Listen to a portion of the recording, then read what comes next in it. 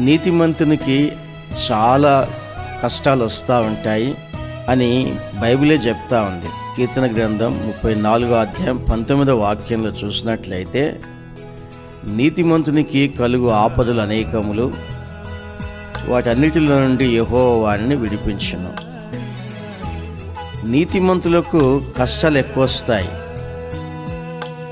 అన్యాయము అక్రమము చేస్తూ మనుషులు బ్రతుకుతూ ఉంటారు. కొంతమంది వారి మీదకి అపాయములు ఎక్కువ రావు, వారికి చాలా తక్కువ వస్తాయి.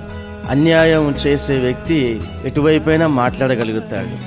కానీ నీతి న్యాయములు కలిగి జీవించే వ్యక్తి ఒకవైపే మాట్లాడతాడు, అది న్యాయం వైపు మాట్లాడతాడు. న్యాయంగా బ్రతకాలంటే లోకములో మనిషికి చాలా కష్టాలు వస్తాయి. ఉద్యోగ విషయంలో కష్టాలు వస్తాయి, పిల్లల చదువు విషయంలో కష్టాలు వస్తూ ఉంటాయి.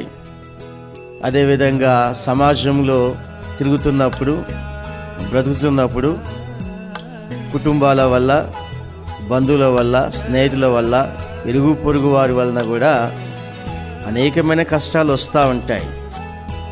అనేకమైన ఆపదలు కూడా నీతిమంతులకు కలుగుతాయి. నీతి న్యాయములు కలిగిన వ్యక్తిని ప్రజలు సహించలేరు కనుక అతని మీదకి అనేకమైన బాధలు వస్తుంటాయి.